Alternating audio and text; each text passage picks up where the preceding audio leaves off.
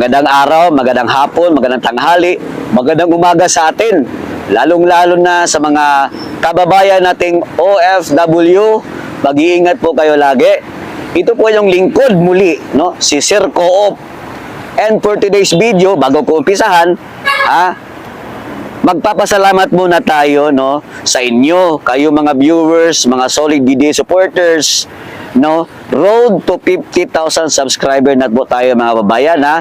Laking tuwa ko po kasi magdi-December na, parang kakayanin ko yatang mag 50K this December. Maraming salamat at please naman paki-like and share po ng mga videos natin kagaya nito, and then paki-hit na lang din po yung notification bell button para updated kayo sa lagi nating mga video. O eto mga babayan, pag-uusapan natin Mindanao Railway Project ng Administrasyong Rodrigo Roa Duterte, binasura, inabandona. Ganon ang nakita nating diskusyon doon sa loob ng Senado. O eto na nga mga babayan, Mindanao Railway Project ng Administrasyong Duterte mga kababayan, abay binasura ng kasalukuyang administrasyon ng Bangag, na kung saan hindi man lang inisip mga kababayan na libu-libong mamamayan dito sa Mindanao ang natuwa at nag-aabang sa proyekto na yan mga kababayan. Namantakin nyo naman.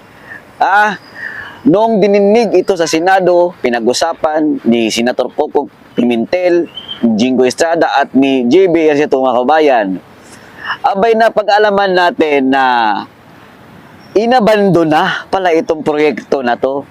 Isipin nyo naman, Mindanao Railway Project na kung saan pinaglaanan yan ni Tatay Digong. Isa yan sa pinakamalaking project sa Mindanao na kung saan sanay baka benepisyo ang taong bayan. Pero bakit ang pondo ngayon ay zero? Diyos ko Lord mga kababayan, nakakapanlumo po ito para sa atin ng mga taga Mindanao, Isipin nyo mga kababayan, pinaghirapan yan ni Tatay Digong, pinagplanuhan. At isa pa, binigyan niya yan ng malaking pundo sa panahon niya. Isipin nyo mga kababayan, hindi po ganun kadali ang humingi or maghanap, no, ng pondo na ibigay mo doon sa LGU or local government unit na para magkaroon ng right of way, land acquisition, at kung ano-ano pa para walang problema or smooth ang transaksyon or ang development hinggil sa patungkol na Mindanao Railway Project. Ito pa mga kababayan, nalaman din natin na napakalaki na pala ng nagastos ng Administrasyong Duterte tungkol dyan sa project na yan ng railway. O pero bakit itong administrasyong ito ay wala man lang respeto, no?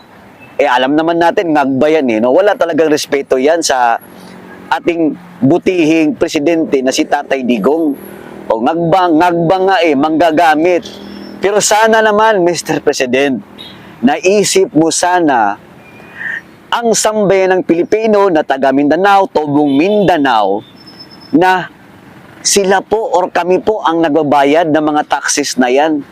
Yung inilagak ni Tatay Digong na pundo noong 2020 para sa LGU, kakaroon natin to, yung right of way, yung land acquisition, ayan, para mapakiusapan yung taong bayan na yung tatamaan ng project na yan, walang problema. O isipin nyo, 525 million na pala ang nagastos ng Administrasyong Duterte noong year 2020. O ito pa, another year 2021. O, nagbigay na naman ng another 200 something na million para doon sa another land acquisition, right of way. Kasi po, ang proyekto na yan ay magmula po yan ng Tagum. Papunta sana ng Digos to Cagayan de Oro mga kababayan, Ang binigyan ng pondo ng panahong Duterte administration ay nabula sa Tago papuntang Digos. Sumantakin nyo yan. Ang dami po mga LGUs, local government unit, ang madadaanan, matatamaan ng right of way. Pero bakit, mga kababayan, nakakapanlumo, no? Ito talaga yung administrasyong walang respeto sa taong bayan. Kami po ang nagbabayad ng buwis. Pero bakit, inatsyupwera na lang na kung saan, iba ng presidente kailangan nating magbago, kailangan na natin yan burahin yung proyekto na yan. Mantakin nyo, kabilang sa 19 projects si Tatay Digong, itong Mindanao Railway Project na kung saan pinalakpakan at inaabangan ng taong bayan. Ano kataga, Mr. Presidente, no?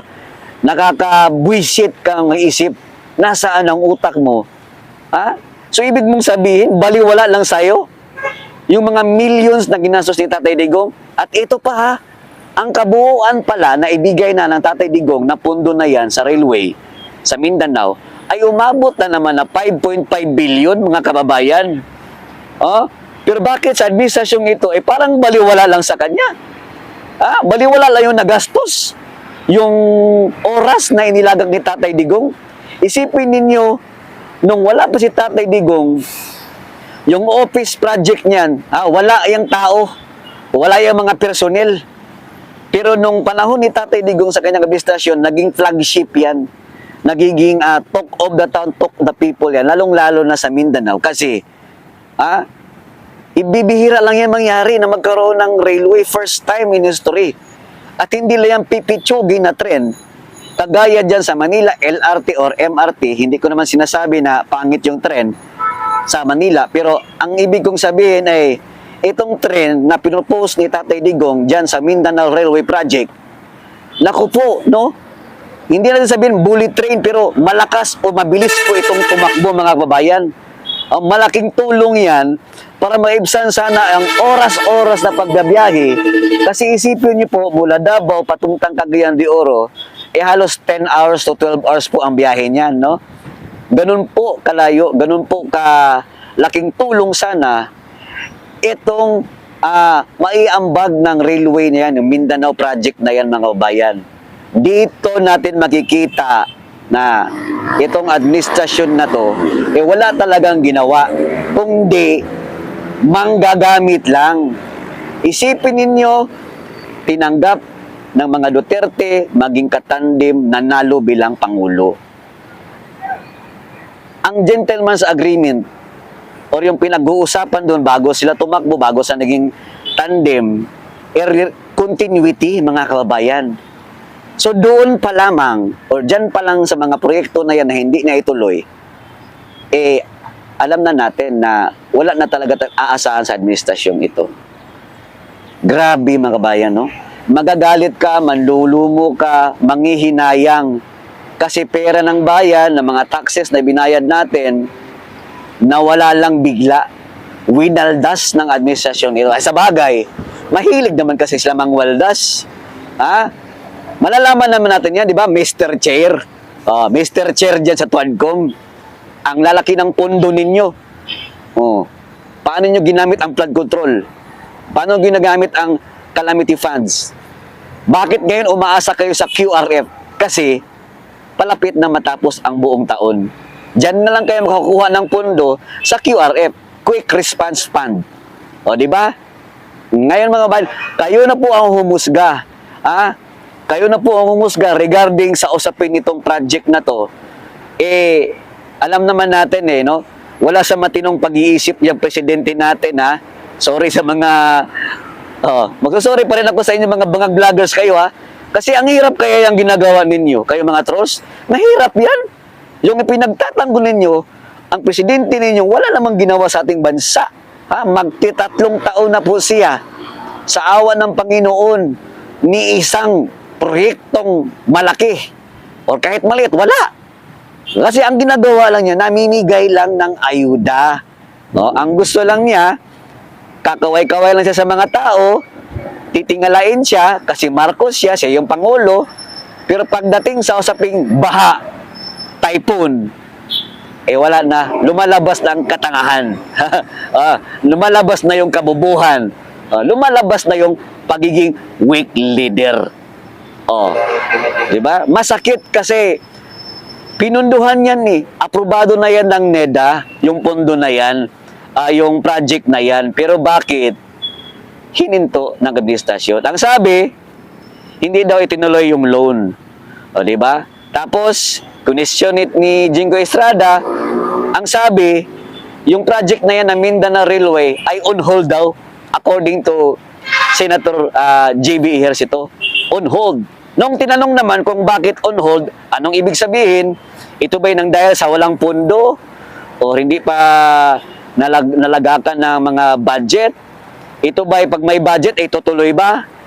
Yun nga lang, kasi hindi rin malinaw ang sagot ni Senator JB Ejercito na itutuloy ba itong proyekto. O, dito natin malalaman mga bayan na abandonado na nga, no? Inabandon na ng kasalukuyang administrasyong itong bangag kasi ayaw niya sa mga Mindanaon, ayaw niya sa mga taga Mindanao. Yun talaga ang nakikita kong rason. Oh. So, ibig mong sabihin, Mr. Ngagba, hindi kami kabilang sa bansang Pilipinas? Ha? Abay, mas mabuti pa talagang humiwalay na lang tayo sa Luzon. Ha? Kasi hindi naman pala kami tao ng Pilipinas, hindi naman pala kami kasapi ng bansang Pilipinas. Bakit mo ginigipit ang mga proyekto sa Mindanao, ang pundo sa Mindanao? Alam na namin yan kasi unang-una, pagkaalyado ng mga Duterte talagang nasisilipan ka . Kitang-kita namin na masyado kayong gahaman dyan, Mr. Chair, Mr. President at tambaluslos. O hanggang dito na lamang mga kabayan, kayo na pong umusga, 5.5 billion pesos na inilagak ni Tatay Digong diyan sa Mindanao Railway Project na kung saan pera ng taong bayan mula sa taxes natin. Winaldas lang ng administrasyong ito, inetsapuera, binaliwala, inabandona, binasura. Hanggang dito na lamang mga kabayan, maraming salamat and God bless us all.